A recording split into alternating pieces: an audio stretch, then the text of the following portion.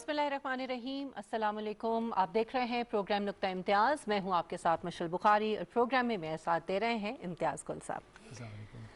अच्छा नाजरीन, आज के प्रोग्राम में जो इम्पोर्टेंट इश्यूज़ हमने डिस्कस करने हैं, आज हम सबसे पहले बात करेंगे मुल्क भर में जो पेट्रोलियम मसनूआत की किल्लत है, क्या ये मसनूई किल्लत पैदा की जा रही है, जैसे कि हुकूमत जो है इस हवाले से जो मार्केटिंग जो कंपनीज़ हैं और जो रिटेलर्स हैं उनके ऊपर ये इल्ज़ाम लगा रही है और ये भी कहा जा रहा है कि किल्लत वाकई है क्योंकि जो दरामद रोक दी गई थी शायद उसकी वजह से। इस पर हम रोशनी डालेंगे। इसके अलावा बात करेंगे शुगर इंक्वायरी रिपोर्ट पर अमल दरामद के हवाले से। आज एक बहुत इंपॉर्टेंट प्रेस कॉन्फ्रेंस की है, ब्रीफिंग दी है शहजाद अकबर साहब ने और उसमें उन्होंने बड़ी इंपॉर्टेंट बातें की हैं, तो इस हवाले से भी हम बात करेंगे। आगे बढ़ेंगे तो प्रोग्राम में टिड्डी दल जो इस वक्त पाकिस्तान के अलावा 50 से ज्यादा ममालिक पर हमला आवर हो चुकी है और तबाही मचा चुकी है, पाकिस्तान में ये कहां से आई और क्यों ये आउट ऑफ कंट्रोल हो गई है, इस हवाले से भी हम तफसीली गुफ्तगू करेंगे। और आखिर में हम प्रोग्राम में बात करेंगे भारत और चीन के माबैन जो सरहद पर कशीदगी में इजाफा हो गया और जो अब मुज़ाकरात भी उनके शुरू हुए हैं दोनों ममालिक के दरमियान, इसके हवाले से। लेकिन सबसे पहले इम्तियाज़ साहब, कोविड-19 को हम भूल नहीं सकते क्योंकि ये हमारे साथ साथ और हमारी ज़िंदगियों का ये हिस्सा है। आज एक इम्पॉर्टेंट डेवलपमेंट हुई है।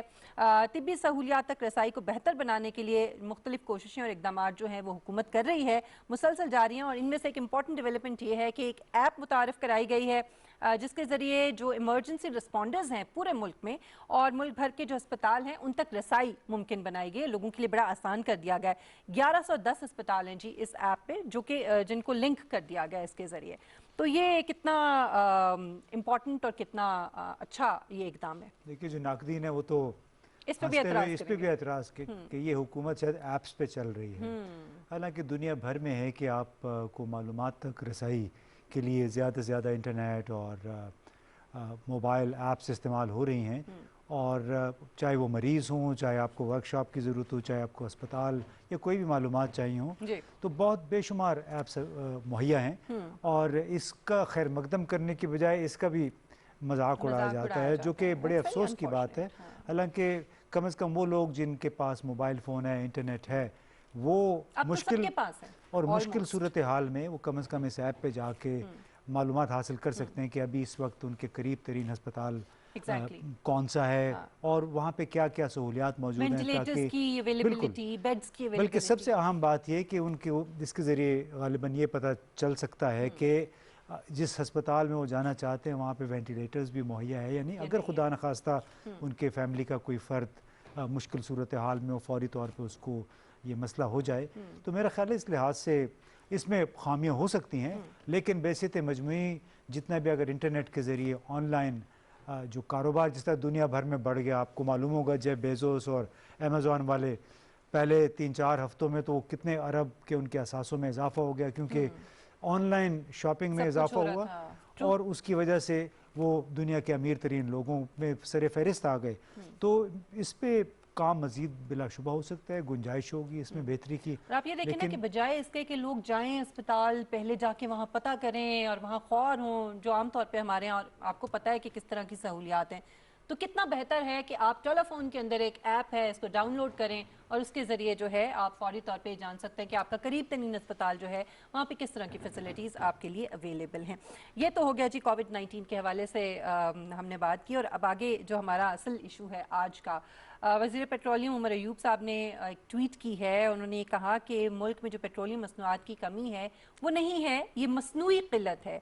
और इल्ज़ाम उन्होंने आयद किया है चंद ऑयल मार्केटिंग कंपनीज और रिटेलर्स पर जो गैर कानूनी मुनाफे के लिए पेट्रोल और डीजल की कमी जो है वो बता रहे हैं। बड़ा मसला है ये लोगों के लिए, लंबी लंबी लाइनें लगी हुई हैं पेट्रोल पंप्स के बाहर। तो ये क्या गवर्नमेंट का भी इसमें कहीं कोई कैलकुलेशन, मिस कैलकुलेशन हुई है? देखिए, उमर अयूब साहब बड़े वेल मीनिंग वज़ीर हैं जी, लेकिन वो शायद भूल गए हैं या उन्हें बताया नहीं गया। हस्ब मामूल ब्यूरोक्रेट हैं, वो अपना खेल खेल रहे हैं कि 25 मार्च को एक ख़त निकला था वजारत तवानाई से, वो उन्हीं के मातहत है और ये लॉकडाउन के तकरीबन 10 दिन के बाद ख़त निकाला गया। ऑयल कंपनीज के नाम था। उनसे ये कहा गया कि मुल्क में चूँकि तेल की मसनूआत की तलब कम पड़ गई है, लिहाजा आपके जितने भी 20 अप्रैल के बाद के ऑर्डर थे तेल अपने कोटे के तेल मंगवाने के वो आप मंसूख कर दें। अच्छा। रिफाइनरीज को भी उसमें कहा गया कि आप अपने जितना भी कोटा है, जितना भी आपके पास स्टॉक है, वो ख़त्म करें और आपने मज़ीद दरामद नहीं करना है। रोक दी गई दरामद। अच्छा, उसमें शायद मसला गालिबा इस वजह से पैदा हुआ कि लॉकडाउन 6 हफ्ते के बाद ख़त्म हो गया, जो बैनुस-सूबाई नकलो हरकत भी शुरू हो गई जी। लेकिन किसी ने इस तरफ तवज्जो नहीं दी कि जो आपने 25 मार्च को एक ख़त निकाला था, वो उसकी जगह एक नया ख़त भी तो जाना चाहिए था ना। अगर लॉकडाउन ख़त्म हो रहा है तो आपने ऑयल कंपनीज को बताना भी है। मैं ऑयल कंपनीज का दिफा नहीं कर रहा, लेकिन एक मैकेनिज्म है कि अगर ऑयल कंपनीज को आपने बताया कि आपने दरामद नहीं करनी जी। तो किल्लत तो पैदा होनी है। अभी ये वो सूरत हाल है। तो गालिबन वज़ीर साहब को ये नहीं बताया गया वक्त पे, और अब अगले 8-10 दिन तक लगता है कि ये मसला शिद्दत इख्तियार करेगा। और इसमें हमारी कई लोगों से बातचीत हुई और बार बार हम ये कहते रहे हैं कि असल मसला इस मुल्क में उस अफसरशाही का है, खुसूसन उस अफसरशाही का जो कि आदाद व शुमार और स्ट्रेटजीज़ के झमेलों में घुमा के रख देते हैं वज़ीरों को, और उन्हें फिर समझ नहीं आती, और जिसकी वजह से आपको पता है कि 2015 में भी एक बहरान पैदा हुआ था। अब वो क्यों पैदा हुआ था वो हम बाद में बताते हैं। हमारे साथ इस वक्त रज़ीउद्दीन साहब मौजूद हैं जो कि एक्स MD हैं OGDCL के, उनसे ज़रा मज़ीद वज़ाहत जो है वो हम जान लेते हैं। बहुत शुक्रिया रज़ीउद्दीन साहब आपके वक्त के लिए। ये जो बहरान पैदा हुआ है और तेल की जो दस्तयाबी का इतना बड़ा मसला है, इसकी बुनियादी वजह, क्योंकि मुख्तलिफ बातें की जा रही हैं, हुकूमत कुछ कह रही है, जो पेट्रोल पंप मालकान हैं, रिटेलर्स हैं, वो कुछ कह रहे हैं, तो ज़रा थोड़ा सा वाज़ेह कर दीजिए कि इसकी वजह है क्या? देखिए, ये तो वर्ल्ड वाइड कोरोना ने हर सेक्टर को इफेक्ट किया है। क्या टेक्सटाइल, क्या टैनरी, क्या बेकरीज, क्या छोटी दुकान, बड़ी दुकान, और क्या ऑयल एंड गैस सेक्टर। तो इस पे डेफिनेटली नजरसानी की जरूरत है कि हम 2012 की पॉलिसी, पेट्रोलियम पॉलिसी, 2017 की रिफाइनिंग पॉलिसी और 2016 की गैस टैरिफ रिजीम पे चल नहीं सकते। ये सुइसाइडल है। दूसरी कंट्रीज ने एडजस्ट कर लिया है अपने आप को। हमारी जो है टैरिफ वो $5-6 पर मिलियन BTU टैरिफ चल रहा है गैस का। इंडिया ने $1.83 पर मिलियन BTU किया है। तो क्या हमारी जो टेक्सटाइल है वो यूरोप और अमेरिका में कम्पीट कर पाएगी? नहीं कर पाएगी। और अभी ऑलरेडी एक बहुत बड़ा रश शुरू हो गया है यूरोप में, अमेरिका में, to get the contract for textile. तो वो कॉन्ट्रैक्ट टेक्सटाइल हम तो नहीं ले सकते। तो हम तो वैसे बैठे, तो गवर्नमेंट को चाहिए कि हर सेक्टर को बुलाए, टेक्सटाइल को भी बुलाए, टैनरीज को भी बुलाए, मतलब IPPs को भी बुलाए कि भाई देखो हम भी अपना बेल्ट टाइट कर रहे हैं, आप भी टाइट कीजिएगा, आप भी अपने डिविडेंड्स कॉस्टिंग को कीजिएगा। एक कंसल्टेंट जो $4000 पर डे लेता था, आज वो $1000 पर भी तैयार है। तो हमारी कॉस्ट तो रिड्यूस हुई ना। तो हम वो जो प्री कोविड की जो हमारी स्ट्रक्चर था, फाइनेंशियल स्ट्रक्चर, वो अब नहीं चल सकता।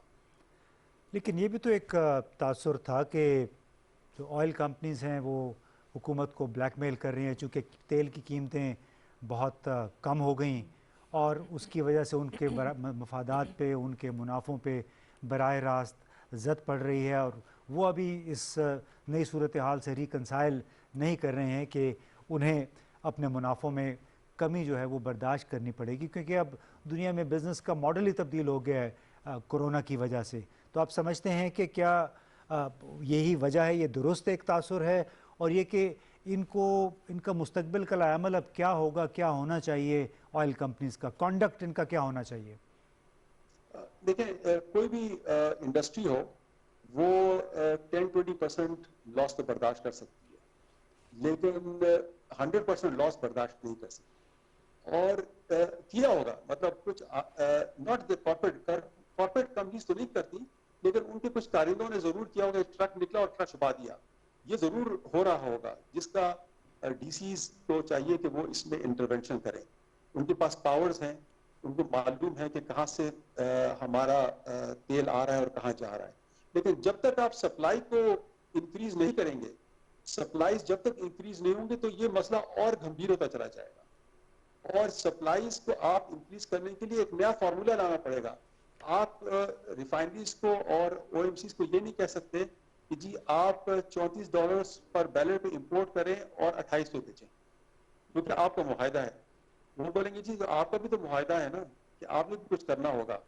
तो ये गवर्नमेंट हमारा एक मदर की तरह होती है, तो वो इन सबको बुलाए, टेबल टॉक करे और तब ये सोल्यूशन निकलेगा, वरना ये मुझे लगता है कि हालात कुछ और बिगड़ जाएंगे।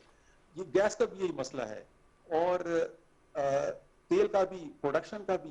देखिए गवर्नमेंट की कंपनीज है, OGDCL, PPL, माड़ी गैस, ये गवर्नमेंट की कंपनीज हैं, ये जरा सा अपनी प्राइसिंग कम कर सकती है। इसी तरह जो इंपोर्ट है, जब हम $8 पर बैरल मिल रहा था, हमने तो इंपोर्ट नहीं किया, हमने तो बैन लगा रखा था उसको। तो ये अब मैं नहीं कह रहा कोई हम फोरेंसिक शुरू कर दें, फॉर गॉड सेक, नहीं, मैं नहीं चाह रहा।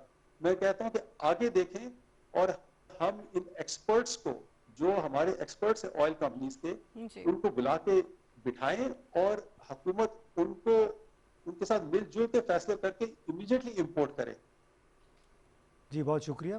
आपने मिशेल बात सुनी, वो कह रहे हैं कि एक मुख्तलिफ ज़माना है और इन सब को मिल मिला के रज़ाकाराना तौर पे कीमतों का तयन करना होगा, कुछ एक नया बिज़नेस मॉडल जो है उस पर इत्तेफाक राय करना होगा। उन्होंने हुकूमत को एक अच्छा मशवरा दिया कि तमाम नुमाइंदगान को, ऑयल कंपनीज हैं, स्टेक होल्डर्स को बुला कर DCs को इंटरवीन करना चाहिए, उसमें नज़र रखनी चाहिए चीज़ों के ऊपर। लेकिन आप नहीं समझते इम्तियाज़ साहब कि ये बहरान अक्सर हम देखते हैं जब भी पेट्रोल की कीमतें कम होती हैं तो इस तरह के बहरान जो हैं वो सामने आ जाते हैं। ये मसनूई अगर बहरान है तो फिर इसके लिए कोई ऐसा मैकेनिज्म नहीं होना चाहिए था? तो साल हर साल से ये मामला चल रहा है। जी बिल्कुल चल तो रहा है, लेकिन इसमें सिर्फ ये नहीं है कि एक वक्ती एक बहरान है। जैसे हमने पहले कहा 2015 में भी ऐसी एक बड़ी संगीन सूरत हाल पैदा हुई थी। हमें इस सेक्टर पे ज़रा नज़र दौड़ानी होगी कि ऑयल एंड गैस सेक्टर कोई 30 के करीब छोटी बड़ी कंपनियां हैं, उसमें 9 बड़ी कंपनियां हैं। बड़ी में से सबसे बड़ी PSO है, उसके 53% स्टेक्स हैं पूरे बिजनेस में, यानी उस 53% उसकी उसको कंट्रोल करते हैं PSO वाले। शेल का हिस्सा पूरी मार्केट में 10% है, अटक ऑयल का कोई 10% है। यानी ये 3 बड़ी कंपनियां हैं जिनके 73% स्टेक्स हैं पूरे इस कारोबार में। अच्छा, अब चूंकि पाकिस्तान स्टेट ऑयल जो है एक सरकारी कंपनी है, अब बदकिस्मती से बात फिर उस पर आ जाती है कि ब्यूरोक्रेट नालायकी, विजन नहीं है कि पाकिस्तान स्टेट ऑयल जो है इतनी बड़ी कॉरपोरेशन है, पाकिस्तान भर में फैला हुआ है, इनके जो हुकाम हैं उनकी आप मुराद देखें, बादशाहों वाली, शहजादों वाली मुराद हैं। लीडर के तौर पे अलबत्ता इन्होंने काम नहीं किया है, यहाँ पे आके ये रह जाते हैं। मैं क्यों कह रहा हूँ कि सरकारी शोबे में गैर मामूली मुराद हैं, आप तसव्वुर नहीं कर सकती कि कितने इनको पैसे मिलते हैं बड़े बड़े अफसरान को।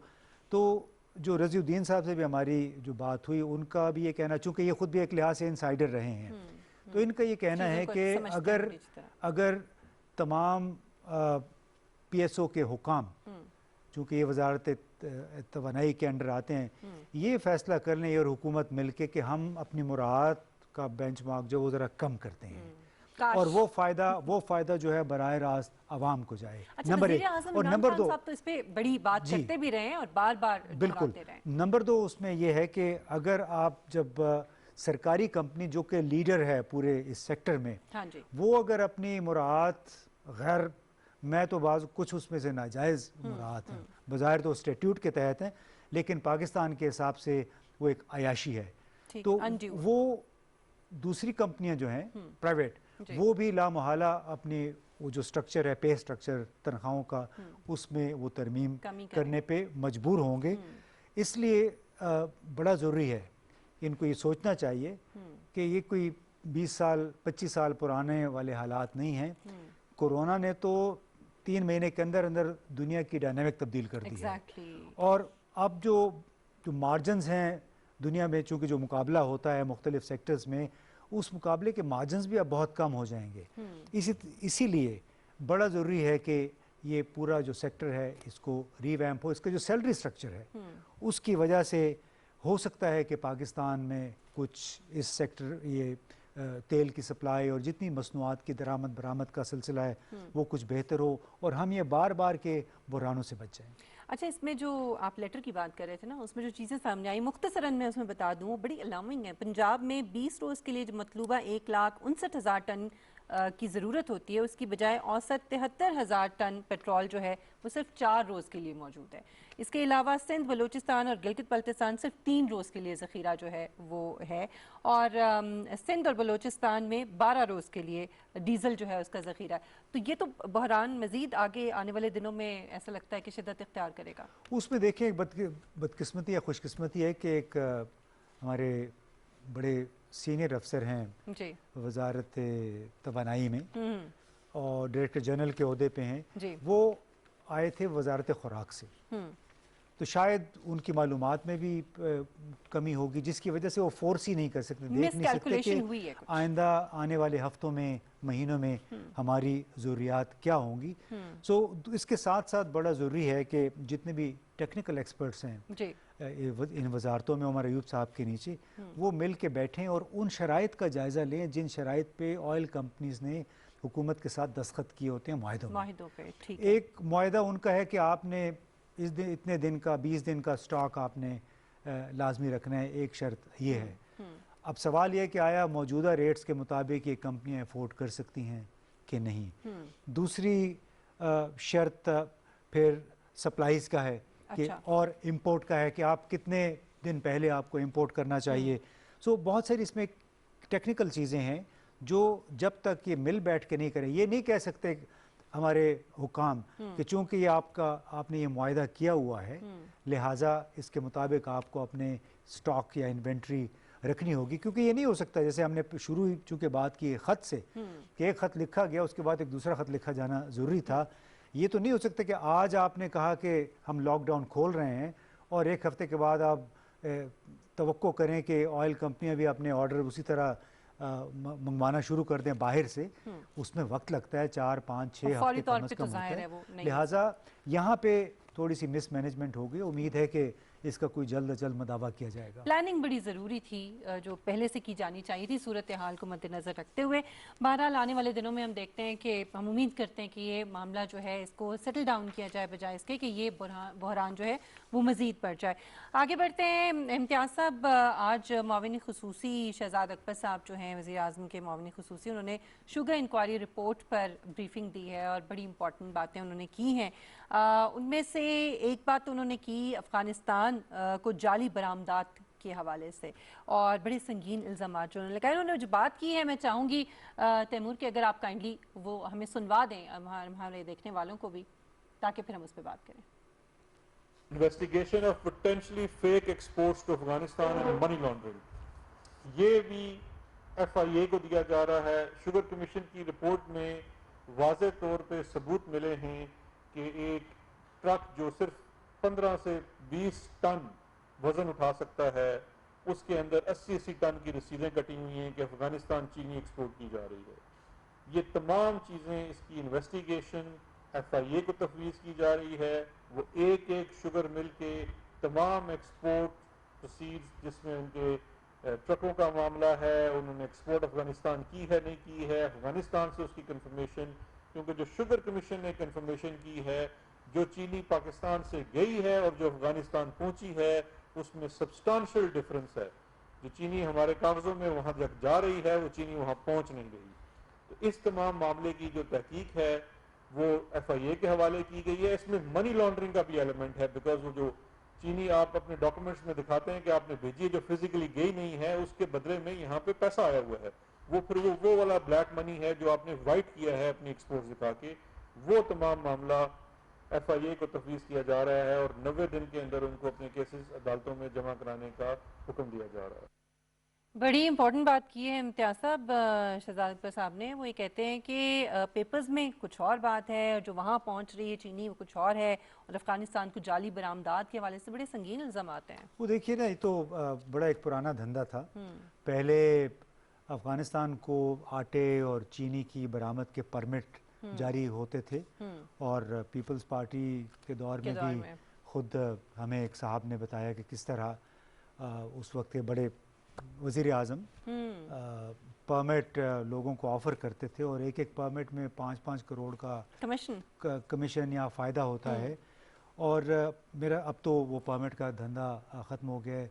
अभी फिर हमारे चूँकि शुगर मिलों में हमारे बहुत सारे सियासतदानों का भी हिस्सा है, तो ये तरीका इख्तियार किया गया कि एक ट्रक जिसमें 15-20 टन या 25 टन चीनी जा सकती है, कागजात में उसके लिखा है कि 70 टन और 80 टन। ये एक बड़ा संगीन इल्ज़ाम है और इसकी बिल्कुल तहकीक होनी चाहिए। कह तो रहे हैं शहजाद साहब, इल्ज़ामात भी लगा रहे हैं, लेकिन कुछ होगा आपको लगता है? कहते पैवस्ते रहे शजर से उम्मीदें बाहर रख, क्योंकि जो नाम है अभी शहजाद साहब ने कुछ और भी कहा, पहले आप अगर वो सुनवा लें। जी बिल्कुल, उन्होंने एक और बड़ी इंपॉर्टेंट बात की है। उन्होंने कहा कि जो एक्शन शुरू होने वाले हैं, ये मामला सिर्फ एक सेक्टर की तफ्तीश पर नहीं रुकेगा बल्कि आगे चलेगा। सुनते हैं कि उन्होंने क्या कहा। आपको इस चीज़ को मानना पड़ेगा कि ये इमरान खान हैं जिन्होंने इस इतने बड़ा स्टेप लिया, और ये बात सिर्फ यहाँ तक नहीं रुकेगी। जो आज मेरी उनसे मीटिंग हुई है कि इस मुल्क में जितने माफियाज हैं, वन बाय वन हमने सबको टेक ऑन करना है, क्योंकि रियासत के अंदर ये नहीं चल सकता कि आप अपने गठ बना लें और आप अपनी मनमानियाँ करें और उसका नतीजा अवाम को भुगतना पड़े। पाकिस्तान के अवाम ने एहतसाब का मैंडेट दिया इमरान खान को, वो पाकिस्तान के अवाम को ही जवाबदेह हैं। अगर इमरान खान साहब खुद अदालत में खड़े होके अपना पूरा हिसाब दे सकते हैं, तो फिर ये कोई इस तरह से नहीं हो सकता कि कोई भी इंडस्ट्री या कोई भी माफिया जो है वो ये कहे कि जी हम तो इस चीज़ से हम अनटचेबल्स हैं। इस तरह से नहीं होगा। ये उनका वादा है अपनी अवाम के साथ, वो इस चीज़ को ऐसे ही डिलीवर करते रहेंगे।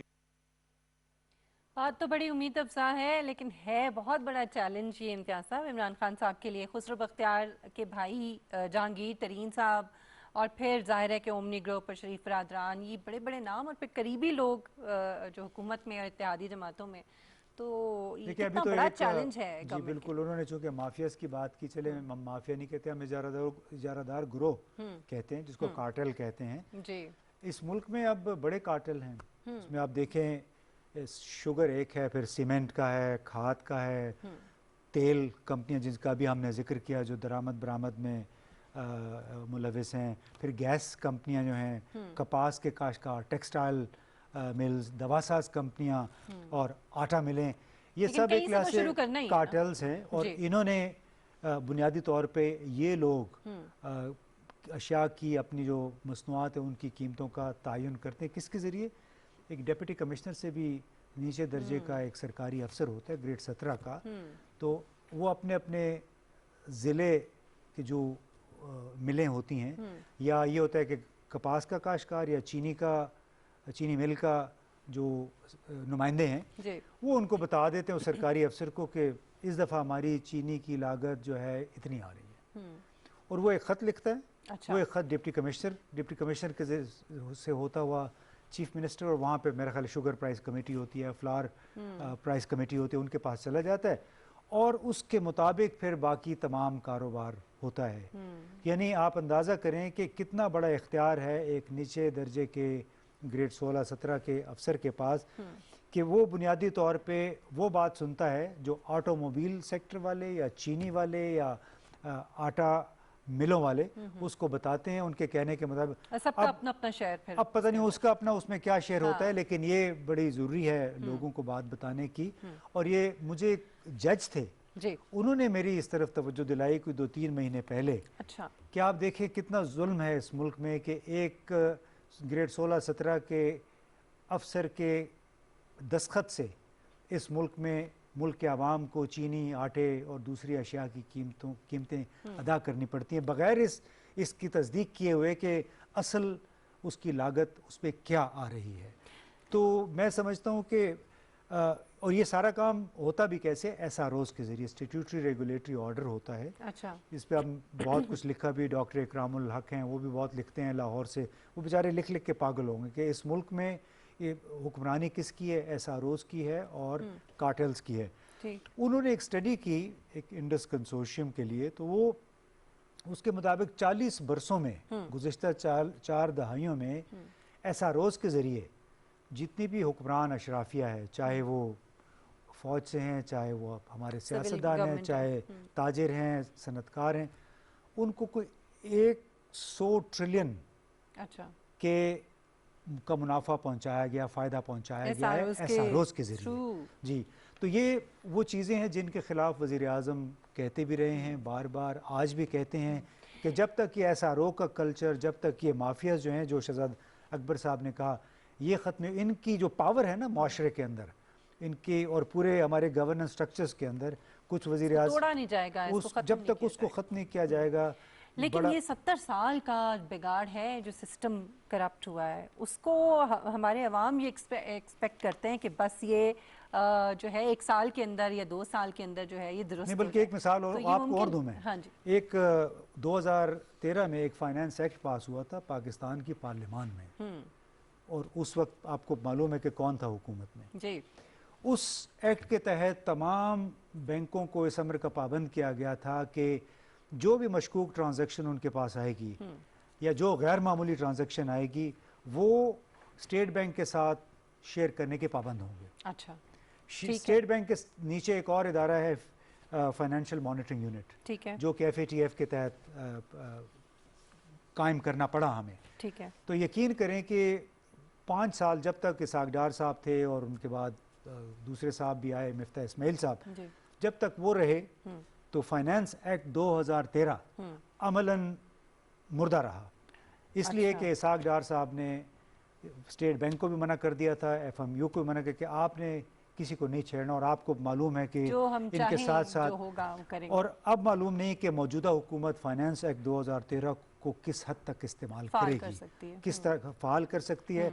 और बड़ा अच्छा होगा हुकूमत के लिए भी, हमारे पाकिस्तान के आवाम के लिए भी, कि इस नौइयत के जो एक्ट हैं वो फ़ाल हों, ताकि उसके ज़रिए मालूम हो कि कौन कितना कहाँ से कमा रहा है। बिल्कुल सही, और हम उम्मीद करते हैं कि आज शहजाद अकबर साहब ने जो दावे किए हैं और खान साहब जो दावे कर रहे हैं, लोगों को जो उम्मीद दिला रहे हैं उस पर वो पूरे भी हाँ, बल्कि ये मैं सॉरी कि आपकी बात काट में कहना चाह रहा था कि दावे बहुत कर रहे हैं, दुआ ये करनी चाहिए कि इन दावों का और ये जो प्रोसेस शुरू कर रहे हैं FIA के ज़रिए, स्टेट बैंक के ज़रिए, FBR के ज़रिए और NAB के ज़रिए, इनका हशर भी उन केसों की तरह ना हो जो इससे पहले हमने बहुत दावे, बड़े बड़े दावे सुने और आखिर में ज़मानतें हो गई। उम्मीद पे दुनिया कायम है, उम्मीद का दामन नहीं छोड़ना चाहिए, और उम्मीद करते हैं कि इंशाल्लाह सूरत हाल बेहतर होगी। लेकिन इस वक्त जो तबाही मचाई हुई है पाकिस्तान समेत दीगर बहुत से ममालिक में, टिड्डी दल जो है वो एक, क्योंकि मैं ये नाम तो बड़े अरसे से मैं सोच रही थी क्या टिड्डी दल नाम है, बट दल जो है वो एक हजूम या एक बहुत बड़े मजमे को कहा जाता है। तो चूँकि ये मजमे की सूरत में ये हमला करती है टिड्डी, तो इसके हवाले से हम बात करेंगे, लेकिन एक ब्रेक लेना है मेरे ख्याल में, हमें एक ब्रेक लेते हैं नाज़रीन, ब्रेक के बाद वापस आते हैं।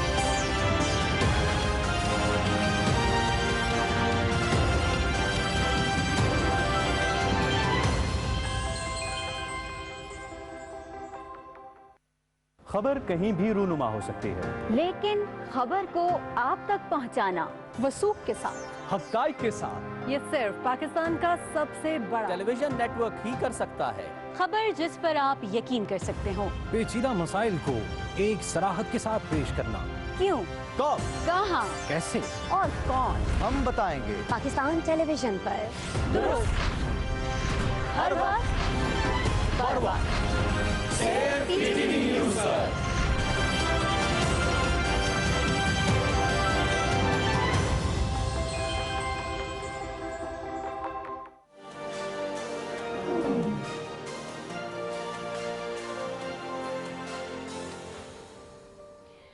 टिड्डी दल ने जो हमला पाकिस्तान में किया हुआ है और पूरी दुनिया इससे नबरदाज़मा जो है वो है, 25 मिनट के अंदर 50 से 60 एकड़ का जो कपास का खेत है ये ख़त्म कर सकती है। कितनी नुकसानदेह है उसके बारे में मैं कुछ थोड़ी सी आपको चीज़ें बताती हूँ। एक झुंड में अरब जो टिड्डियाँ हैं वो शामिल हो सकती हैं और सैकड़ों किलोमीटर रकबे पर फैली हो सकती हैं। रोज़ाना 120 किलोमीटर का ये सफ़र कर सकती हैं और दही इलाकों में अपनी भूख मिटाने के लिए हर चीज़ ये खा सकती हैं।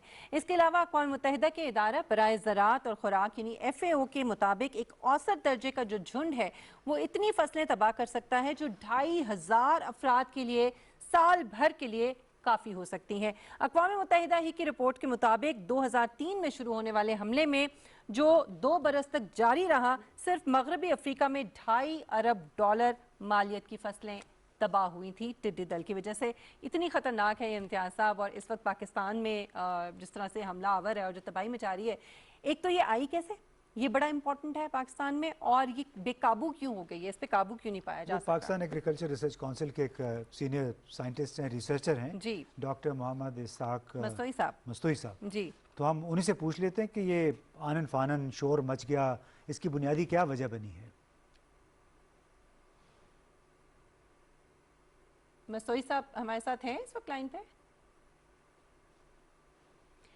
जी डॉक्टर साहब, आपको मेरी आवाज़ आ रही है?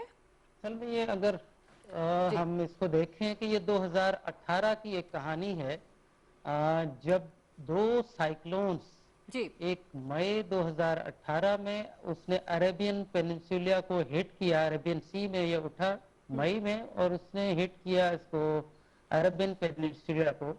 तो इसमें वहाँ पे जो 3 कंट्रीज मिलते हैं उसमें एक बड़ा बयाबान है या रेगिस्तानी इलाका है जिसमें सऊदी अरब का कोना है और प्लस में ओमान है और यमन है। वहाँ पे अनअटेंडेड पॉपुलेशन लोकस की, जो कि डेजर्ट्स में रूटीन में रहती है, उसने कोई 3 जनरेशंस मतलब 3 नस्ल वहाँ पे बढ़ाए हैं यके बाद दीगरे, जो कि उसमें अगर मैं कैलकुलेट करूँ तो एक कीड़ा अगर एक नस्ल में बढ़ाएगा तो 20 से मल्टीप्लाई होगा, तो दूसरी जनरेशन में 400 हो जाएंगे, और तीसरी जनरेशन में 8000 कीड़ों तक ये मल्टीप्लाई हुए। तो जस्ट इमेजिन करें एक कीड़ा 8000 तक बढ़ना विद इन जो है 3-6 मंथ्स में, मतलब 9 मंथ्स में, और उसके बाद फिर इसी पॉपुलेशन ने ये इतनी तादाद में क्यों बढ़ा?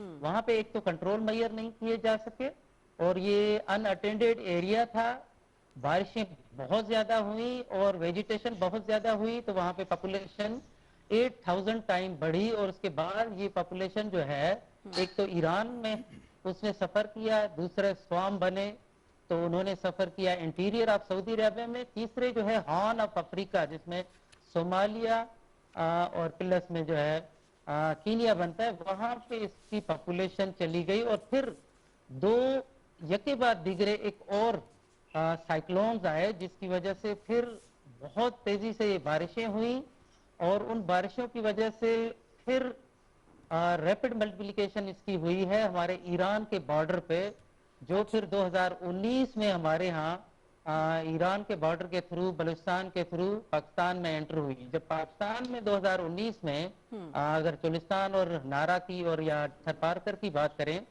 तो मई में तकरीबन ये पॉपुलेशन आई थी पिछले साल हमारे पास।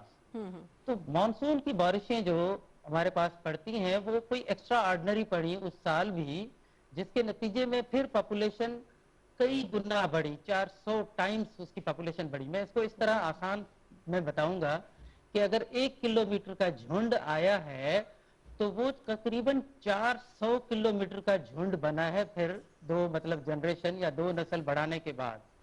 और फिर जब ये पॉपुलेशन वापस जाने लगी थी, हमारे पाकिस्तान में असल में 2 ब्रीडिंग जोन में, एक बाहर जो बलूचिस्तान में होती है, दूसरी समर की जो कि होती है हमारे पंजाब और सिंध के इलाके में, मतलब उनके रेगिस्तान में। तो ये जब वापस जाने लगी नवंबर में, तो फिर बारिशें उसके आड़े आ गई वापसी में, तो ये फिर पॉपुलेशन रह गई कुछ पंजाब में, कुछ केपी नया मतलब एरिया में। तो मल्टीप्लिकेशन मतलब है कि सर्दियां और बहार दोनों तरफ मल्टीप्लिकेशन हुई, और आखिरकार ये सिचुएशन इतनी बुरी हो गई कि हमें जो है इमरजेंसी नाफिज करना पड़ी इस साल। अच्छा, ये बताइए कि इस तमाम सूरत हाल में हमारे साइंसदान और हमारे वो हुकाम जिनका काम ही यही है लोकस्ट से लड़ाई और जितने मुख्तलिफ बीमारियां हैं ज़री शोबे से मुताल्लिक, तो वो क्या सो रहे थे? उनसे कोताही मिसमैनेजमेंट तो नहीं हुई? मतलब है कि ये कोई एक कीड़ा एक मुल्क नहीं इसको कंट्रोल कर सकता, इसमें रीजनल और ग्लोबल एफर्ट्स दरकार होती हैं, तभी तो इस सहराई कीड़े को कंट्रोल करने के लिए FAO रोम इसको हैंडल करता है वहां से, और इन सारे ममालिक को कोऑर्डिनेट करता है। और कोऑर्डिनेशन जो है 3 कमीशन बनी हुई है इनके लिए, एक वेस्टर्न रीजन की जिसमें वेस्टर्न अफ्रीकन कंट्रीज आते हैं, एक ईस्टर्न रीजन में जिसमें हमारे अरब ममालिक हैं, यमन, ओमान और सऊदी अरबिया, और प्लस में हमारे जो eastern African horn of Africa है वो आते हैं, और थर्ड जो कमीशन इसका बना हुआ है वो है पाकिस्तान, इंडिया और अफगानिस्तान और ईरान का मुश्तमिल है। तो ये तीनों रीजन की कंटिन्यूसली कोऑर्डिनेशन और एफर्ट्स के साथ ही मुमकिन है। जैसे कि पिछले साल ये पॉपुलेशन बहुत ज्यादा अभी बढ़ी है, एक तो बलूचिस्तान में, दूसरा ईरान के 900 किलोमीटर एरिया पे 3 महीने पहले इसने एग लेइंग की थी। ईरान के पास एक तो सैंक्शंस जिसकी वजह से पेस्टिसाइड वो नहीं ले सका, इंटरनेशनल मार्केट से उसको नहीं मैनेज कर सका। तो ये सिचुएशन मतलब इस तरह बुरी हुई है, ये सिर्फ पाकिस्तान का नहीं बल्कि ग्लोबल या रीजनल मसला है। और इसीलिए हमें इस दफा नेशनल लोकस कंट्रोल सेंटर बनाने का मकसद ही यही है कि हम ना सिर्फ रीजनल लेवल पे सतह पे कोऑर्डिनेशन वर्क एफर्ट्स हों, बल्कि प्रोविंसेस भी आपके आपस में कोऑर्डिनेटेड एफर्ट्स के साथ काम करें। और इसमें आर्मी, इसमें NDMA, इसमें ministry of national food security और तमाम एग्रीकल्चर एक्सटेंशन डिपार्टमेंट्स मिलके इस दफा जस्तजू कर रहे हैं ताकि इसका किला कमा किया जा सके। यानी एक बात तो आपने ये की कि इस पे एक मुल्क काबू नहीं पा सकता। बहुत शुक्रिया आपका डॉक्टर साहब। मोहम्मद इसाक मस्तोई साहब हमारे साथ मौजूद थे। अच्छा इम्तियाज़ साहब, इसमें एक तो ये है कि इसको बैनुल अक़वामी सतह पर मॉनिटर किया जाता है और इस मरतबा कुछ थोड़ी सी नेग्लिजेंस हुई। एक तो मौसमियाती तब्दीलियाँ जो हैं, बारिशें बहुत ज़्यादा हुई, तब्दीलियाँ इसका बड़ा सबब बनी हैं। फिर ज़ाहिर है हमारे जैसे मुल्कों में हस्ब मामूल वही एक थोड़ी सी गफलत हो गई, मिसमैनेजमेंट हो गई जो कि बिल्कुल नहीं होनी चाहिए। हो सकता है कि इस ताज़ा तरीन वाक़े से उनको कोई सबक मिले, सबक सीखें और मुस्तकबिल में इस नौयत के वाक़यात ना हो। हम हर दफ़ा बस यही उम्मीद करते हैं कि, लेकिन अभी ये कहा जा रहा है कि मौसम जो आगे ये चेंज हो रहा है इसमें मज़ीद इनकी अफसाइश होगी बारिशें और हो ये रही हैं, मज़ीद बढ़ सकती हैं। यानी कि मज़ीद जो है वो तबाही खुदा न खास्ता जो है वो मचाई जा सकती है इनकी तरफ से। बहरहाल देखते हैं कि गवर्नमेंट जो है इस पर मुख्तलिफ सूबों की कोऑर्डिनेशन, जैसे डॉक्टर साहब ने कहा, बहुत ज़रूरी है ताकि इस पर काबू पाया जा सके। वक्त चूँकि हमारे पास बहुत कम रह गया और हमने भारत और चीन की बात करनी थी लद्दाख के हवाले से। मुज़ाकरात शुरू हो गए, उनके हुए कुछ मुज़ाकरात? जी, उसमें मुज़ाकरात तो शुरू हो गए। कई लोग जानना चाहते हैं कि उसकी वजह क्या है। बुनियादी तौर पर वजह यही है कि भारत ने इल्ज़ाम लगाया कि गालवान वैली है मशरक़ी लद्दाख में, वहाँ पे चीन ने अपनी कोई सिक्योरिटी पोस्टें नहीं बनानी शुरू कर दी, जबकि चीन का ये कहना है कि जो एक्चुअल लाइन ऑफ कंट्रोल वो उन्हीं के अपने इलाके में अपने जो डिफेंसेस हैं उसको वो मज़ीद मजबूत बनाने की कोशिश कर रहे हैं। और उसके नतीजे में 5-6 मई को दोनों मुल्कों की अफवाज के दरमियान कुछ झड़पें भी हुई थी, लेकिन बातचीत अभी शुरू हो गई है। उसमें बुनियादी तौर पे भारत का ये कहना है कि 25 अप्रैल की जो सिचुएशन थी चीन को उस तरफ चले जाना चाहिए, लेकिन साथ साथ वो ये भी कह रहे हैं कि असल में चीन ने ये हरकत इसलिए की है कि जो बेल्ट एंड रोड इनिशिएटिव है चीन का, उसको वो अपने दूसरे ममालिक के साथ, अड़ोस पड़ोस के साथ इक़्तिसादी माहदों के ज़रिए मज़ीद मुस्तहकम करना चाहता है और उसको मज़ीद वसअत देना चाहता है। ये अब भारतीय खदशा है।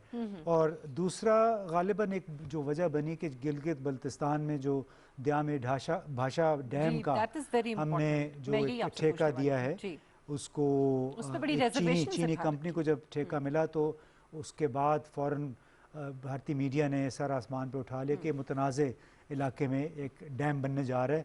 हालांकि जो भारत का जो सूबा अरुणाचल प्रदेश, उसके भी काफ़ी सारे इलाकों पे चीन का दावा है। अच्छा। और उस सूबे में बहुत सारे इस नौयत के प्रोजेक्ट चल रहे हैं। चीन ने आज तक उस पर कोई एतराज़ नहीं किया। चीन ने 2008 से दौलत बेग उल्डी मशरक़ी लद्दाख में एक एयर बेस है और फुकची नाम से एक और एयर बेस है, वो रिवाइव किए हुए थे, उस पर बाकायदा सरगर्मी चल रही है, उस पर एतराज़ नहीं किया।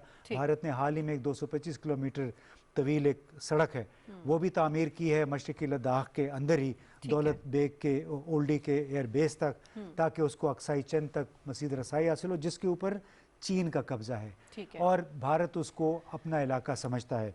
तो हमारा अपना ये ख्याल है कि ख़ास तौर पर जब गुज़िश्ता साल अगस्त में जिस तरह चीन ने भारत ने आर्टिकल 370 ख़त्म करके कश्मीर को अपना बना लिया और लद्दाख को अपनी टेरिटरी बना दिया, तो शायद चीन को फिर ये एहसास हुआ कि अब जिस कदर इलाका उसके ज़ेर कंट्रोल है उस पर अपना अगर कंट्रोल मज़ीद मुअस्सर कर ले तो उससे बेहतरी होगी। ये ना हो कि कल को भारत वहाँ भी यही काम कर ले। लेकिन इससे क्या अपनी मुश्किलात नहीं बढ़ा रहा है? भारत हर तरफ महाज खोल लिया उसने। और दूसरा ये कि पाकिस्तान के लिए क्या असरात होंगे जो अभी चीन और देखिए, पाकिस्तान के लिए लगता है कि हो सकता है इसमें बेहतरी हो। अच्छा। चीन के साथ हमारा ताल्लुक मज़ीद मजबूत होगा। चीन ने देख लिया कि भारत ने कश्मीर में क्या किया है। अलबत्ता एक थोड़ा सा में मसला भी होगा, 17 जून को भारत अक़वाम मुत्तहिदा की सलामती कौंसिल का गैर मुस्तकिल रुकन बन जाएगा। उसमें वो फिर वहाँ पे हमारे लिए कुछ मुश्किलात खड़ी कर सकता है, लेकिन हमें बार खुशी ये है कि वहाँ पे भी चीन और रूस शायद हमारा साथ मुस्तकिल देते हैं सपोर्ट करने के लिए। चलें जी, प्रोग्राम का वक्त यहाँ पे ख़त्म होता है। इंशाल्लाह अगले हफ्ते आपसे मुलाकात होगी कुछ मज़ीद मौज़ूआत के साथ। मिशल बुखारी, इम्तियाज़ गुल साहब को इजाज़त दीजिए। अपना बहुत ख्याल रखिएगा। अल्लाह हाफ़िज़।